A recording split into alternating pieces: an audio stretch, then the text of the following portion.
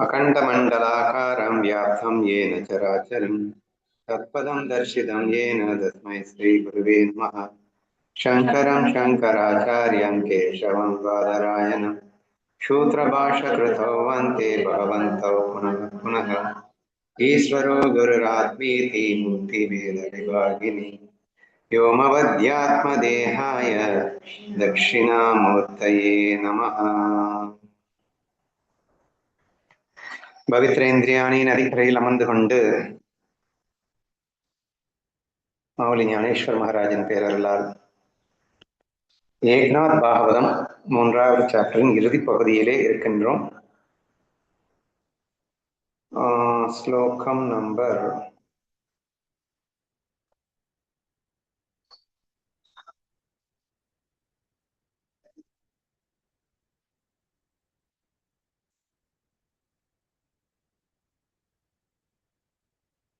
331 பார்க்கணுமா? இது பார்த்துட்டோம் நேற்று ரொம்ப டீட்டெயிலா. 32 சேம் திங். ஸோ 333வது ஓவி இன்று நான் காண வேண்டியது.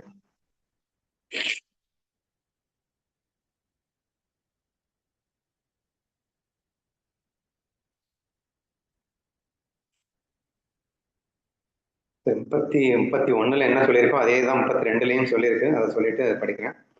மனனே, எவன் ஒருவன் உலக ஆசைகளை முற்றிலும் துறந்து முகுந்தரிடம் அனன்ய சரணாகதி அடைந்து விடுகிறானோ அவனை எக்காலத்திலும் பித்ருக்களின் கடனோ அல்லது பிற உலக கடமைகளோ பந்தப்படுத்த முடியாது என்ற அறிவுகள் ரொம்ப டீட்டெயிலாக எலாவரியா நம்ம இது எக்ஸ்பிளைன் பண்ணிட்டோம். So therefore it is not necessary. இதில் ரொம்ப முக்கியமாக புரிஞ்சு கொள்ள வேண்டியது என்னன்னா, சரணாகதி அடைவதனாலேயே நம்ம நம்ம ரெக்கார்ட் பண்ணல. 331லேருந்து இன்னைக்கு நம்ம ரெக்கார்ட் பண்ணணும். ஸோ நேற்று நம்ம பேசணும், பட் அன்ஃபார்ச்சுனேட்லி ரெக்கார்ட் ஆகலை. ஸோ மறுபடியும் ஒரு வாட்டி வேணும், அதை பார்த்துடலாம். 331ல் மன்னனே, உலக கடமைகள் அனைத்தையும் துறந்து சரணடைய தகுந்தவனான முகுந்தனை தன் முழு மனதோடு சரணடைந்த ஒருவன் தேவர்களுக்கோ ரிஷிகளுக்கோ பிற உயிர்களுக்கோ உறவினர்களுக்கோ பித்ருக்களுக்கோ கடன்பட்டவன் அல்ல, அவன் யாருக்கும் அடிமையும் அல்ல என்ற இந்த ஸ்லோகத்தை ரொம்ப டீட்டெயிலா நம்ம பார்த்தோம். பட் அன்ஃபார்ச்சுனேட்லி ரெக்கார்ட் பண்ணல. அதை ரெக்கார்ட் பண்றதுக்காக மறுபடியும் இப்போ பேச போறோம். It's very simple thing. சரணாகதியினுடைய மகத்துவம் என்பது ரொம்ப ரொம்ப அற்புதமா, இதை விட பெட்டரா யாருமே சொல்லிட முடியாது. ஏன்னா நான் பல தடவை சொல்லுவேன், பட் நான் சொன்ன யாரும் நம்ப மாட்டாங்கல்ல. அது இந்த மகான்களின் வாயிலாக கேட்கப்பெறும் போது அது நமக்கே ஒரு இரட்டுக்கு மகிழ்ச்சியாக இருக்கின்றது அப்படின்னு நினைக்கிறேன். என்ன சொல்லுவேன்னா, என்னிடம் அடிமைகள், நான் உன்னை பூரண சுதந்திரமாக்குகின்றேன் அப்படின்னு கண்ணன் சொல்றான். அது எப்படி அடிமைக்கு எப்படி பூரண சுதந்திரம் கிடைக்கும்? அடிமையான எப்படிங்க சுதந்திரம் கிடைக்கும் என்ன சந்தேகங்கள் எல்லோருக்கும் எழுவதுண்டு. இன்ஃபேக்ட் யாருமே சரணாகதிக்கு இச்சை கொள்வதில்லை. காரணம் என்னன்னா, ஒரு அடிமையா வாழ்றதுக்கு தயாரா இல்லை அப்படிங்கிறதுனால. ஆனா யாருக்கு அடிமையாக போற? குருவுக்கும் கண்ணனுக்கும் அடிமையாகும் போது அவர்கள் உன்னை பூரண சுதந்திரமாக மாற்றுவார்களே தவிர உன்னை அடிமையாக வைத்துக் கொள்ள மாட்டார்கள் அப்படிங்கிறத யாராலையும் புரிஞ்சுக்க முடியல. பட் கண்ணன் அதை ரிப்பீட்டடா எத்தனையோ தடவை ரெக்வஸ்ட் பண்ணியிருக்கான் கீதையிலையும், நம்ம தான் புரிஞ்சுக்கல. ஸோ த சேம் திங் இங்க அஷ்டாவகர கீதை அழகாக சொல்லியிருக்காரு. சரியா? என்ன சொல்றாரு? 2 பாயிண்ட்ஸ் பாருங்க. உலக கடமைகள் அனைத்தையும் துறந்து சரணடைந்த தகுந்தவன் சொல்லும் போதே ஒரு எக்ஸ்ட்ரீம் பாயிண்ட் என்ன சொல்லப்படுகிறது அப்படின்னா, உனக்கு கடமையே இனிமே இருக்காதுன்னு அர்த்தம். எந்த கடமையே இருக்காதுன்னு அர்த்தம்? ஏன்னா நீயே இல்லையே. The moment when you completely surrender to God, you are not going to be anymore. நீ இன்னும் இனிமே தனியா இருக்க போறது இல்ல. நீ அதை செய்யணும் இதை செய்யணும்னா நீ இருந்தா தானே நீ அதை செய்யணும் இதை செய்யணும்னு சொல்றதுக்கு. நீயே இல்லைன்னு ஆனதுக்கு அப்புறம் நீ எதை செய்ய போற? நீ எதுவுமே செய்ய முடியாதவனாக மாறிவிடுகின்றாய் அப்படிங்கிறதான் ரொம்ப ரொம்ப முக்கியமான விஷயம். ஏன்னா சரண் அடைஞ்சதுக்கு அப்புறம் என்ன ஆகும்? என் குருவுக்கு 2 கைகள் என்றால் 4 கைகளாக மாறப்போகிறது, 4 கால்களாக மாறப்போகிறது. அவர் என்ன நினைக்கின்றாரோ அது இந்த 2 கைகள் இந்த 2 கால்கள் செய்ய போகின்றது அப்படிங்கிற ரேஞ்சுக்கு ஆனதுக்கு அப்புறம் இங்கே நான் என்று தனித்துவமாக அங்கே மிகுந்து நிற்காது. இது தன் குருவோடு அல்லது ஈஸ்வரனோடு ஐக்கியப்பட்டு போகின்ற ஒரு அற்புதம் தான் இங்கே நிகழ்கிறது. அப்போ குருவிடம் ஐக்கியப்பட்டு போன பிறகு இவனுடைய கடமைன்னு ஏதாவது இருக்குமா அப்படின்னு கேட்டா நிச்சயமா இருக்காது. ஸோ இதுதான் மேஜர் பாயிண்ட். சரியா? இப்போ அடுத்து என்ன சொல்லிட்டாரு அப்படின்னா, இந்த மாதிரி புரிஞ்சுட்டு நீ உலக கடமைகள் எல்லாம் திறந்துட்டு நீ முகுந்தண்ட சரணடைஞ்சிட்டேன்னு புரிஞ்சுக்கிட்டாலும் சரி, சரண் அடைஞ்சிட்டேன்னா ஆட்டோமேட்டிக்கா உனக்கு உலக கடமைகள் இருக்காதுன்னு புரிஞ்சுட்டாலும் சரி. சொன்னதோட மட்டும் இல்லாம அடுத்த அற்புதமா செமையா எக்ஸ்பிளைன் பண்றாரு. அப்படி நீ சரண் அடைஞ்சிட்டேன்னா தேவர்களுக்கு, ரிஷிகளுக்கு, பிற உயிர்களுக்கு, உறவினர்களுக்கு, பித்ருக்களுக்கு யாருக்குமே நீ எதுவுமே பண்ண வேணாம். ஏங்க மனுஷனா பிறந்தவன் கண்டிப்பா தேவர்களுக்கு பண்ணணும், பித்ருக்களுக்கு பண்ணணும், ஞானிகளுக்கு பண்ணணும், ரிஷிகளுக்கு பண்ணணும். அவங்களுக்கு இவங்களுக்கு எல்லாத்தையும் கொடுத்துட்டு எஞ்சியதைத்தான் நீ உண்ணணும். சுதர்மானுஷ்டானத்துல கண்ணன் 3வது அத்தியாயத்துல எக்ஸ்பிளைன் பண்ணும்போது பாத்தீங்கன்னா, அவன் நீ நேர்மையான வழியில ஈட்டிய பணத்தை பிராமணனுக்கு கொடுக்கணும், பித்ருக்களுக்கு கொடுக்கணும், அவங்களுக்கு கொடுக்கணும், இவங்களுக்கு கொடுக்கணும், எல்லாத்தையும் கொடுத்துட்டு மிஞ்சி இருக்கிறது எஞ்சியதைத்தான் நீ உண்ணணும். இதெல்லாம் வருமே. அப்ப நீ இத்தனை பேருக்கு கடன்பட்டிருக்க அப்படின்னு எல்லாம் சொல்லப்பட்டிருக்க. அதெல்லாம் அவனுக்கு, யாருக்கு? கர்ம யோகிக்கு, சுதர்மானுஷ்டானத்தை ஃபாலோ பண்றவனுக்கு. சரணாகதி இணைந்த பக்தனுக்கு அல்ல. சரணாகதி இணைந்த பக்தனுக்கு கடமைகளே இல்லை. யாருக்குமே நீ எதுவுமே பண்ண வேணாம். பித்ருக்களுக்கு கூடன்னா, பித்ருக்களுக்கு தர்ப்பணம் பண்றோம் இல்லையா, அதை கூட பண்ண வேணான்றாருங்க. உறவினர்களுக்கு, நான் கணவன், மனைவி, பிள்ளை, யாருக்குமே எதுவுமே நீ பண்ண தேவையில்லை. You are such a free bird that you are, because you are no more. நீயே இல்லைன்னு ஆனதுக்கு அப்புறம் நீங்க என்ன பண்ண வேண்டிய கிடக்கு என்ற விஷயத்தை நம்ம புரிஞ்சுக்கணும். அப்படிங்கறதுதான் ரொம்ப முக்கியமான இதை நம்ம பேசிட்டு இருந்தோம். அதுல குறிப்பா நான் என்ன சொன்னேன் அப்படின்னு சொன்னா, நான் என் குருநாதன் என்னருள் இருந்து என்னை குட்டி எனக்கு வேலை கொடுக்கும் ஒரு அற்புதத்தை எனக்கு நிகழ்த்தவில்லை, ஆதலால் நான் வருத்தப்படுகிறேன் அப்படின்னு சொன்னேன். இன்னொருவளை கண்டு பொறாமைப்படுகின்றேன் என்று சொன்னேன். காரணம் என்னவென்றால், அவள் இருக்கும் சுதந்திரத்தை கண்டு எனக்கு பொறாமையாக இருக்கிறது. எந்த கவலையும் இல்லை. தாய்க்கு செய்ய வேண்டும், தந்தைக்கு செய்ய வேண்டும், பிள்ளைக்கு செய்ய வேண்டும், கணவனுக்கு செய்ய வேண்டும், எந்த கவலையும் இல்லாமல் சர்வ சுதந்திரமாக வாழும் அற்புதம். ரெஸ்பான்சிபிலிட்டின்னு ஆங்கிலத்துல சொல்லுவோம். ஒரு ரெஸ்பான்சிபிலிட்டியும் கிடையாது. ஏனென்றால் அனைத்தையும் குருவாக பொறுப்பெடுத்துக் கொள்வர் எடுத்துக்கொள்ள அவளுக்கு எந்த கவலையும் இல்லாமல் வாழும் அந்த அதிசயத்தை காணும் போது நமக்கு அந்த பாக்கியம் கிடைக்கவில்லையோ என்ற ஏக்கம் எழுகிறது அப்படின்னு எல்லாம் நம்ம பேசியிருந்தோம் இல்லையா? சோ இங்க என்ன முக்கியமா புரிஞ்சுக்கணும் அப்படின்னா, இப்ப நீங்க கேட்கலாம், ஏப்பா நீ யாருக்கும் எதுவும் செய்ய வேணாம்னா கடைசியில சரணடைந்த கண்ணனுக்கும் குருவுக்கும் நீ 24 மணி நேரம் சேவை செய்யணும் இல்ல, இன்னமும் சர்வ சுதந்திரம் சுதந்திரம்னு சொல்லிட்டு இருக்கே என்று கேட்டா, குருவோ கண்ணனோ அதை எதிர்பார்க்கிறார்களா?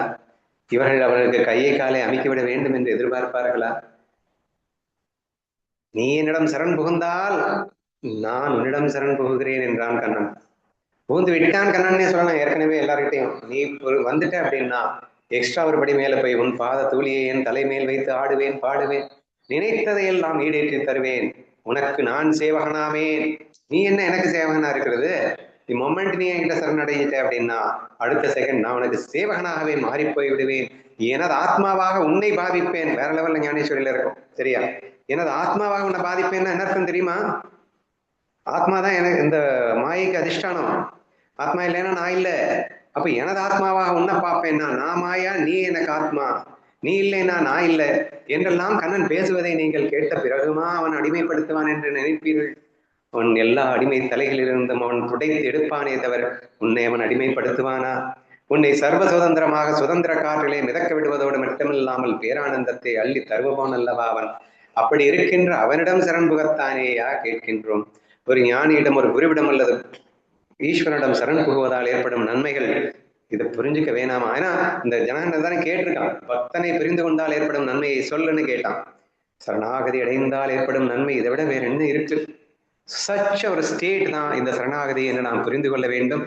So we should be lucky enough if we have a guru or a god with us அப்படின்றத புரிந்து கொண்டு சர்வ சுதந்திரமாக வாழ ஆசைப்பட்டால் விடுதலை மோட்சம் என்பதற்கு ஞானத்தை கற்றுக்கொண்டால் தான் முடியும். நான் யார் என்று உணர்ந்தால் தான் முடியும். இவைகள் எல்லாம் குரு நமக்காக தானாகவே தந்து விடுவராக இருக்கின்றார். நீ மட்டும் சரண் புகுந்த கையோடு உன் வேலையை முற்றி பெற்றுவிட்டது. இனி உனக்கு புரிய வைக்க வேண்டியதிலிருந்து, உன்னை ஞானியாக்க வேண்டியதிலிருந்து அத்தனையும் அவர் வேலையாக மாறிவிடுகிறதுன்னு சொன்னா, நமக்கு சேவை செய்வதற்காக அவன் நம்மிடம் சரண் போட சொல்கின்றானே தவிர அவனுக்காக அவன் பண்ண சொல்லலைங்க. ஏங்க நமக்கு அவன் சேவை செய்ய வேணும்னா, இப்ப நான் அடிக்கடி சொல்லுவேன்ல, ஒரு அம்பட்டையன்ட்ட போயிட்டு முடி வைக்கணும்னா கூட உனக்கு அவன் சேவை செய்யணும்னா கூட அவன் சொன்னதை நீ கேட்டாதானே அவன் உனக்கு சேவை செய்ய முடியுது.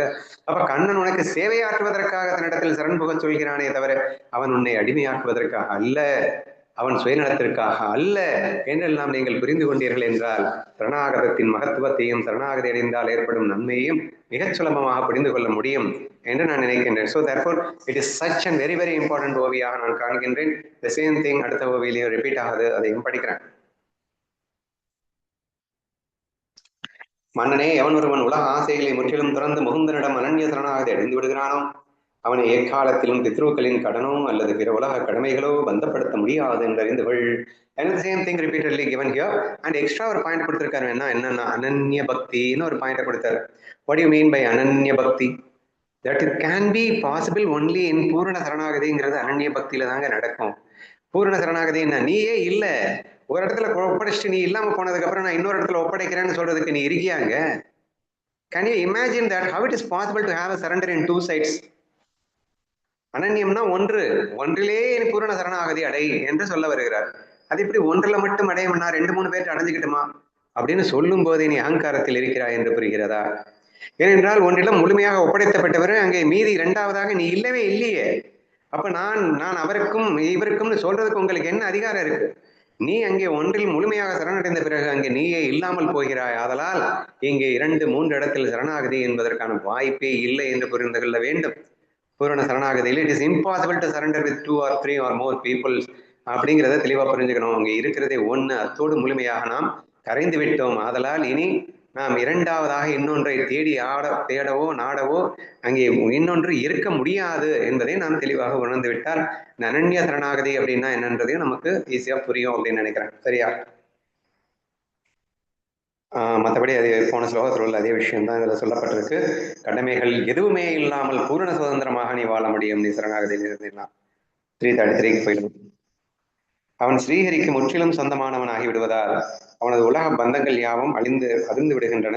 தேவர்கள், ரிஷிகள் மற்றும் பித்திருக்கள் ஆகிய அனைவரும் அவன் நிச்சயமாக வணங்கத்தக்கவன் ஆகிறான். ஒருபடி எக்ஸ்ட்ராவே சொல்லிட்டார். இதுவும் சேம் ரெப்பிட்டேஷன் தான், பட் எக்ஸ்ட்ரா ஒரு படி மேல போய் என்ன சொல்லியிருக்காருன்னா, அவன் ஸ்ரீஹரியாகவே மாறிவிடுகிறான்னு வச்சுக்கோங்க. சொந்தமானவன் என்ன, ஸ்ரீஹரிக்கு சொந்தமானவன் ஆகிவிடுவதால் அவனது உலக பந்தங்கள் யாவும் மறந்து விடுகின்றன.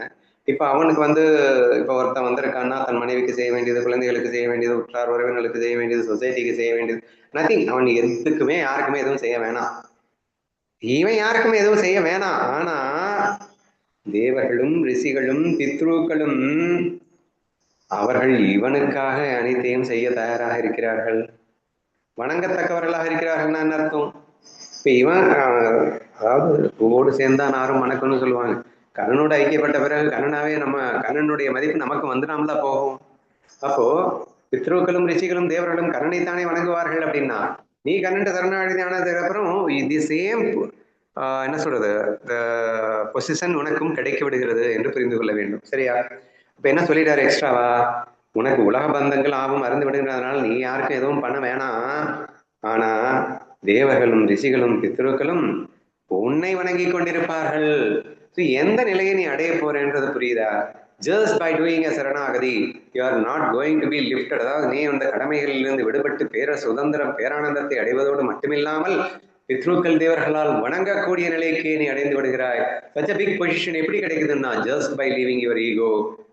அதாவது உன்னுடைய அகங்காரத்தை அவன் காலில் போட்டுவிட்ட மாத்திரத்தில் நீ சச்ச உயர் பதவியை அடைகின்றாய் என்றால் எண்ணி பார்க்க முடிகிறதா? What an easy thing to achieve such a big task. அதாவது கோடிக்கணக்கில் சம்பாதிக்கணும் அப்படின்னா you have to take lots and lots of எஃபோர்ட்டுங்க. அதாவது ரிஸ்க் வெஸ்ட் ரிவார்டு அப்படின்னு சொல்லிட்டு ஆங்கிலத்தில் ஒரு அற்புதமான வார்த்தை உண்டு. அப்படின்னா ஒரு பெரிய ரிவார்டு வேணும்னா நிறைய ரிஸ்க் எடுக்கணும். நான் ரிஸ்க் எடுக்க விரும்பலை அப்படின்னு சொன்னீங்கன்னா அப்போ ரிவார்டு அதுக்கேற்ற மாதிரி தான் இருக்கும். So it's a very famous slogan இல்லையா? இங்கே நீ இன்வெஸ்ட்மெண்ட் ஸ்கீம்ஸில் எடுத்துக்கிட்டாலும் சரி, இப்போ ஃபிக்ஸட் டெபாசிட் போட்டீங்கன்னா ரிஸ்க் கம்மியாப்போ ஆட்டோமேட்டிக்காக ரிவார்டும் கம்மி தான் உனக்கு. ஸ்டாக்ஸில் போட்டீங்கன்னா ரிஸ்க் ஜாஸ்தி, ரிவார்டு ஜாஸ்தி. So it's a known fact, risk with reward அப்படிங்கிற ஒரு அற்புதமான விஷயம்.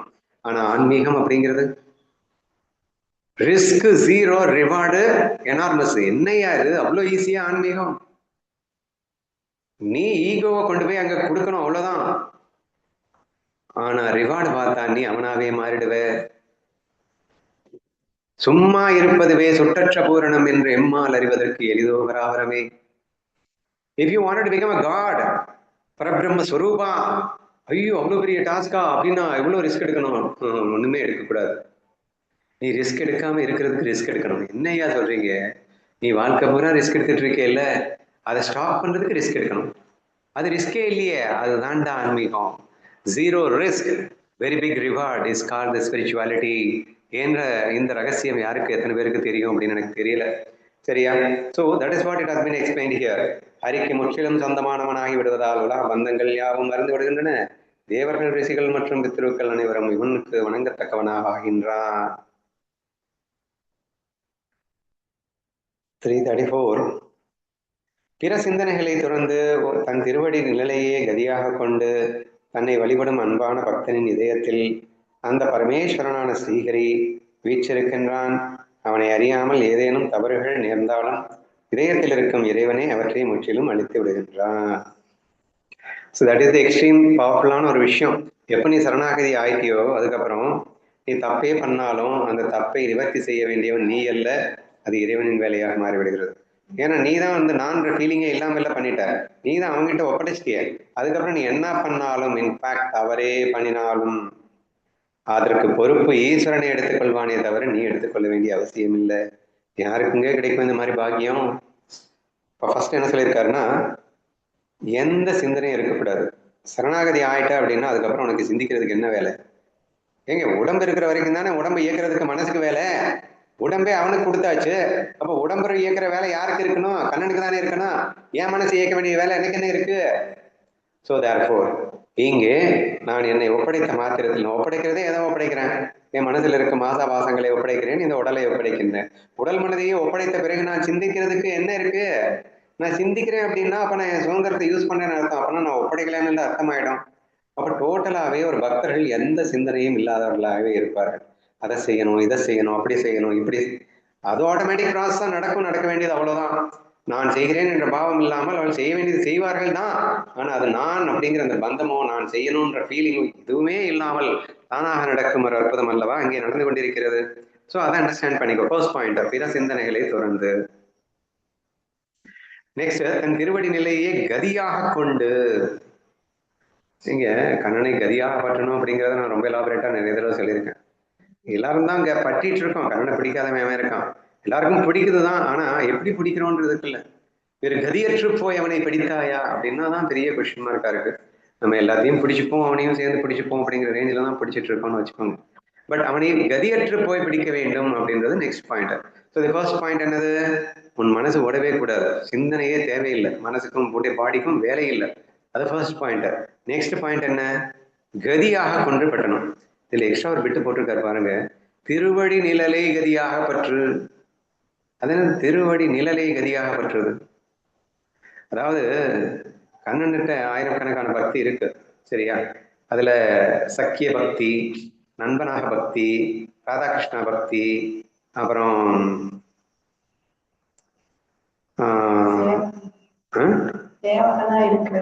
சேவகன். ஓகே, ரெண்டு மிக்ஸ் ஆகிறதுக்கு பேர் என்னது?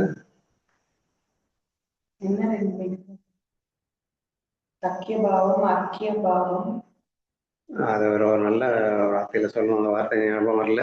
ஸோ இந்த மாதிரி எக்கச்சக்கமான பாவங்கள்ல கண்ணன்ட்ட நம்ம வந்து அடிமை ஆகலாம், தப்பில்லை, சரணாகதி ஆகலாம். பட் அதை நான் என்ன சொல்லியிருப்பேன்னா, ஃபர்ஸ்ட் வந்து நீங்க இந்த பாவம் தான் டெவலப் பண்ணணும், சேவக பாவத்தை தான் டெவலப் பண்ணணும். அதுல நீங்க சக்சஸ் ஆனா மட்டும்தான் நீங்க சக்கிய பாவத்துக்கு போகணும் அப்படின்னு எல்லாம் நான் வலியுறுத்தி சொல்லியிருக்கேன் இல்லையா? ஸோ அந்த விஷயத்த சொல்றேன். கோபிஸ் பாவம் அப்படிங்கிறதெல்லாம் வந்து straight away it is very very dangerous. ஸ்ரிங்கார பாவம்னு ஒன்று இருக்கு, அதே மாதிரி இன்னொரு வார்த்தை இருக்கு,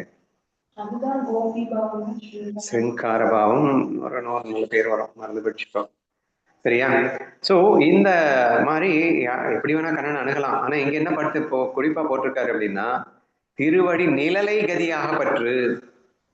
திருவடியை கூட இல்ல, திருவடி நிழலை கதியாக பற்று. நான் ஏன் இது ஏன் திருவடியை பிடிக்க கூட விட மாட்டேறா நீரு? அவனை கட்டி பிடிக்க வேணாம், திருவடியாவது பிடிக்க விடு. திருவடி நிழலை பிடிச்சுக்கிட்டோ போ. ஸோ எந்த அளவிற்கு ஒரு மரியாதையுடன் கூடிய ஒரு அர்ப்பணிப்பு அப்படிங்கிறதான் இங்க பர்டிகுலரா மென்ஷன் பண்ணியிருக்கு. ஸோ நம்ம பாட்டுக்கு ஸ்ட்ரெயிட்டாவே போயிட்டு அந்த ராதாகிருஷ்ணா பாவத்துக்கெல்லாம் என்ட்ரி ஆனோம் அப்படின்னா அதுலயும் ஒரு டேஞ்சர் இருக்கு அப்படிங்கிறத நம்ம ஏற்கனவே டிஸ்கஸ் பண்ணியிருக்கோம். So therefore in the initial stage we must இதுல சக்சஸ் ஆகணும் ஃபர்ஸ்ட். நெக்ஸ்ட் அது நடக்கும்போது நடக்கலாம் அப்படிங்கிற மாதிரி பார்த்துக்கலாம், சரியா? அப்போ அதனாலதான் இங்க என்ன சொல்லியிருக்காருன்னா, கதியாக பற்றணும். எதை? நான் திருவடியை கூட இல்லை, திருவடி நிழலை கதியாக பற்று என்ற ரேஞ்சுக்கு சொல்லியிருக்கு அப்படின்னா உச்சகட்ட மரியாதை. அப்போ அவன் நம்ம அடியனுக்கும் அடியனா கீழே போயிடணும், அவனை எங்கேயோ தூக்கி வச்சிடணும். அவன் நிழலை பிடிச்சாலே, யாரு அந்த காலடி நிழலை பிடிச்சாலே எனக்கு போதும்டா, எனக்கு வேற என்னடா வேணும் அப்படின்னு சொல்லிட்டு அந்த காலடி நிழலுக்கு உன் அகங்காரத்தை தாரை பார்த்து விடு. அவனுக்கு தாரவாக்க சொன்னா கூட ஈஸியா தாரவாத்துருவேங்க. அவன் பெரிய ஆளுப்பா, அவனுக்காக நான் என்ன கொடுக்கறதுல எனக்கு என்னப்பா கஷ்டம். அவனுக்கு கொடுக்க வேணாம், அவன் கால் அடி நிழலுக்கு கொடுக்க முடியுமா? எதுக்கு நிழலுக்கு? அவன்கிட்ட கொடுத்துடுறேன். அவன் காலடி நிழலுக்கு கொடுக்கணும். இப்ப எந்த அளவுக்கு நம்ம அகங்காரம் அடிபடுகும் நொறுங்கும் என்று புரிகிறதா? ஸோ தேர்ஃபோர் ரொம்ப அற்புதமான பாயிண்ட் அந்த இடத்துல மென்ஷன் பண்ணியிருக்காரு.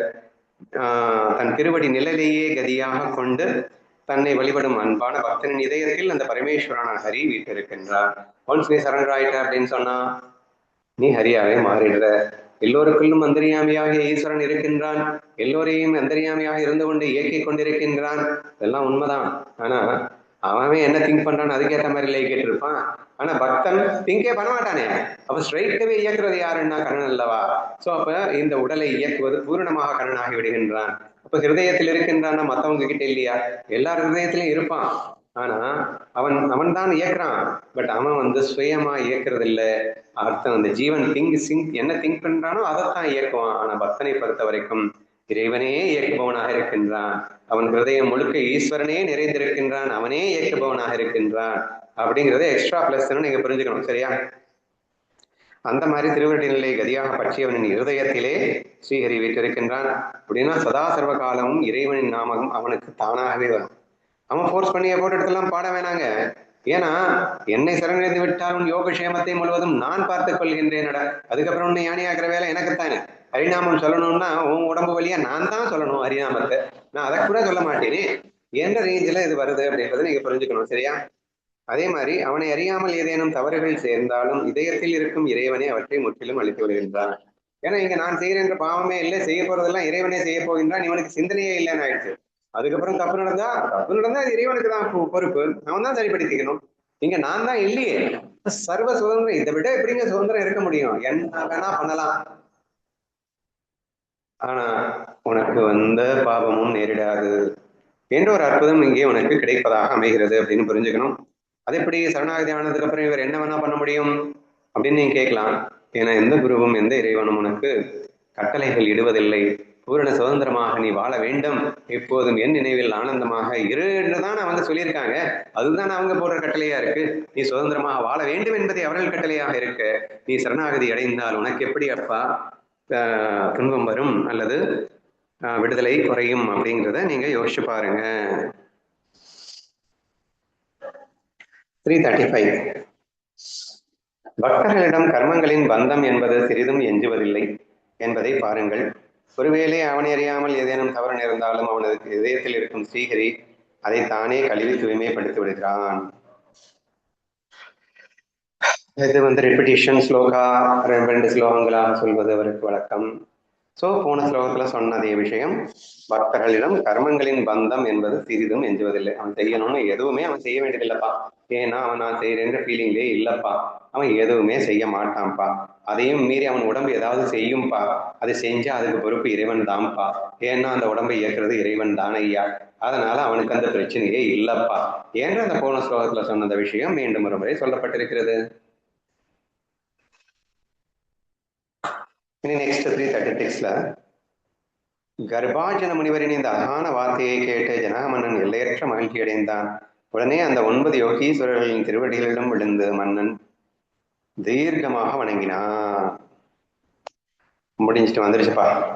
9வது யோகீஸ்வரர் 8 யோகீஸ்வரர் முடிச்சுட்டான்னு நினைக்கிறேன். 9 ரிஷீவரர்களையும் மன்னன் நிறைவடை செய்தான்.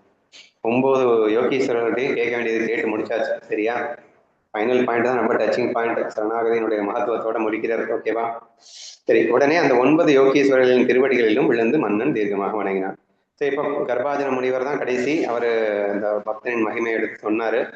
9 யோகீஸ்வரர்களையும் மறுபடியும் சாஷ்டாங்கமா வணங்கி விழுங்கி விடைபெறுகிறான் ஜனகன். மிகுந்த மரியாதையுடன் பூஜைகள் செய்து அந்த 9 ரிசீவர்களையும் மன்னன் மனநிறைவடைய செய்தான். பின்னர் அவர்கள் விதேக மன்னனிடம் விடைபெற்று வியக்கத்தக்க வகையில் ஆகாய மார்க்கமாக புறப்பட்டு சென்றனர்.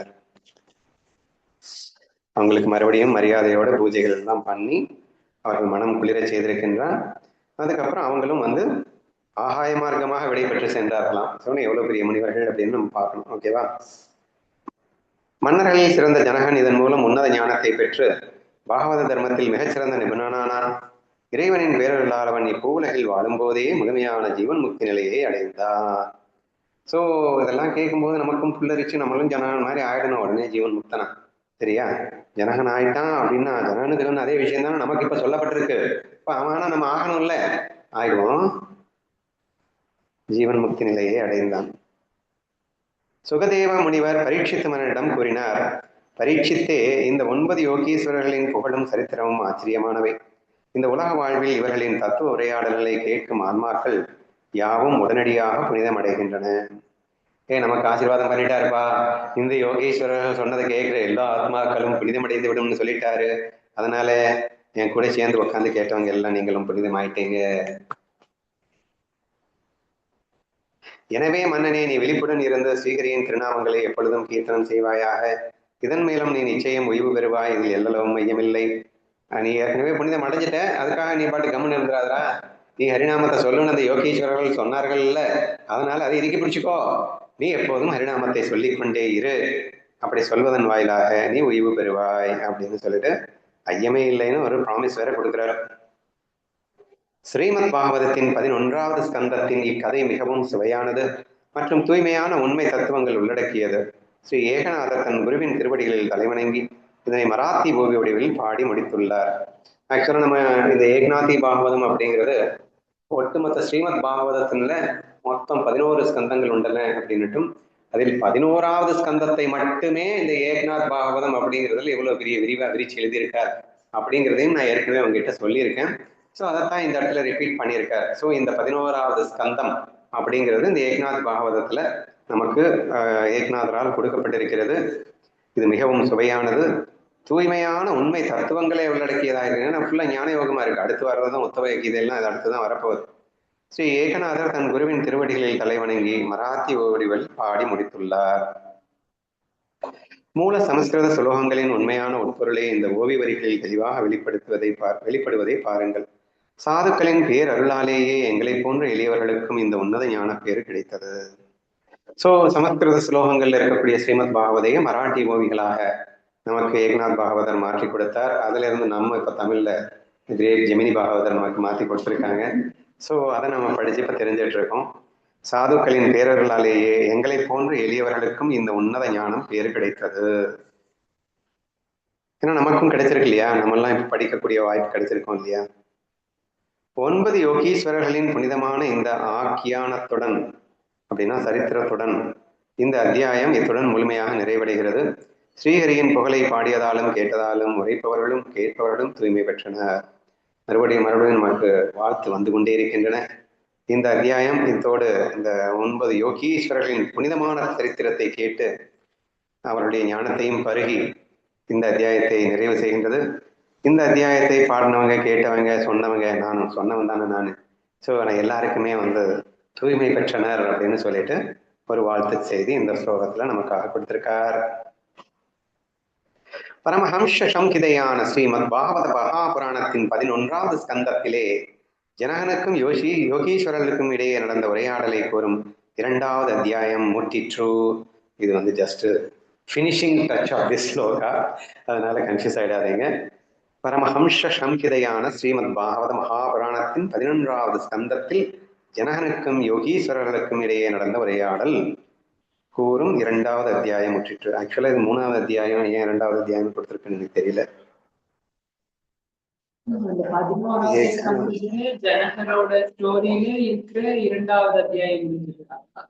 திருத்தியோ அத்தியாய அப்படின்னு தான் கொடுத்திருக்கு. திருத்தியோன்னா 2வது அத்தியாயம் தான். நான் அங்க இருந்து எடுக்கிறது 3வது சாப்டருக்கு தான் இப்ப பார்த்துட்டு இருக்கோம். இல்ல நான் சொல்றது 11வது ஸ்கந்தத்துல ஜனகர் பேசினதுல 2வது அத்தியாயம் முடிஞ்சிருக்கு. 11வது ஸ்கந்தம் முழுக்க 33 சாப்டரா ஏகநாத் பாகவதம் கொடுத்திருக்கு. அதுல 3வது சாப்டர் நம்ம படிக்கிறோம். ஆனா அதுல இவர் 2வது அத்தியாயம் முற்றிட்டுன்னு வருது. மேபி அது எதாவது ரெப்ரசன்ட் பண்ணி வருதுன்னு தெரியல. தூய்மையான ஆன்மீக தாகம் கொண்ட நேயர்களே, இப்போது அடுத்த அத்தியாயத்தின் மைய பொருள் என்னவென்பதை கேளுங்கள். ஸ்ரீஹரியின் மிக நெருங்கிய தோழனாக விளங்கிய புகழ்பெற்ற உத்தவரை பற்றியது அது. இப்பதான் உத்தவரை பற்றி ஆரம்பிக்க போறோம். ஸ்ரீகிருஷ்ணனுக்கும் உத்தவருக்கும் இடையே நடக்கும் இந்த உரையாடல் உத்தவ கீதை பேரானந்தம் தரும் அமிர்தத்தின் சுவையை போன்றது. இதில் ஆத்ம ஞானத்தின் முழுமையான விழிப்புணர்வு நிச்சயமாக வெளிப்படும். இந்த சாப்டர்ல இருந்து நம்ம உத்தவ கீதையை ஸ்டார்ட் பண்ண போறாருன்னு நினைக்கிறேன். ரொம்ப சூப்பரா இருக்கும். பேரானந்தத்தை தரும் அமிர்தத்தின் சுவை போன்றதாக இருக்கும் அப்படின்னு அதனுடைய வர்ணனை மிக அழகாக செல்கிறது. கம்ச வதத்திற்கு பிறகு ஸ்ரீகிருஷ்ணர் துவாரகைக்கு எழுந்தருளினார். அங்கே தன் அனன்ய பக்தனான உத்தவருக்கு பரம்பொருள் தன் ஆத்ம சுகத்தை அள்ளி வழங்கினார். இப்ப கதை ஸ்டார்ட் ஆகுது மெதுவா. ஸோ கம்ச விதத்துக்கு பிறகு கிருஷ்ணர் துவாரகைக்கு வந்திருந்தார் இல்லையா? கம்சனை கொண்டுட்டு அங்க மதுரால ஆட்சி பண்ணாரு. அதுக்கப்புறம் துவாரகைக்கு போனார். துவாரகைக்கு போனதுக்கு அப்புறம் தான் நம்ம உத்தவரை வந்து பாக்குறாரு. உத்தவர்கிட்ட ஃப்ரெண்ட் ஆகிறாரு. உத்தவருக்கு பரம ஆத்மா ஞானத்தை எல்லாத்தையும் கொடுக்குறாரு. சரியா? இந்த இனிமையான 3வது அத்தியாயம் கேட்பவர்களின் ஆன்மீக விருப்பங்களை முழுமையாக நிறைவேற்றும். இதன் அருளால் பிறப்பு இறப்பு என்ற சுழற்சி நீங்கி பிறவிக்கல் நிச்சயமாக கடக்கப்படும். கண்டிப்பா sure you are going to be எகெட் முக்தா, நீ இதை கேட்டேன்னா அப்படின்னு நமக்கு அருள் கிடைச்சிருக்கு. ஜனார்தனின் சீடனான ஏகநாதன் தன் குருவின் திருவடிகளை இடைவிடாது தியானித்து சரணடைகிறார். இதனால் இந்த நூல் மிகவும் புனிதமடைந்துள்ளது. நேயர்களே இதனை மிகுந்த மரியாதையுடன் கேட்க வேண்டும். சொல்றது ஏகநாதர், சொல்றது ஏகநாதர் இல்ல ஜனார்தனர்.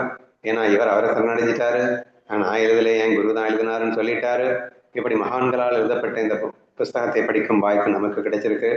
அதனால ரொம்ப ஆர்வமா ரொம்ப அட்டென்டிவோட இதை கேட்கணும் அப்படின்னு ஒரு விஷயம் இங்கே சொல்லப்பட்டிருக்கிறது. அனைத்தும் ஸ்ரீ கிருஷ்ணார்ப்பணமாகுக. இந்த தொகுதியுடன் இந்த அத்தியாயத்தின் அனைத்து ஓவிகளும் நிறைவேற்றன. Okay, we'll see the next chapter from tomorrow.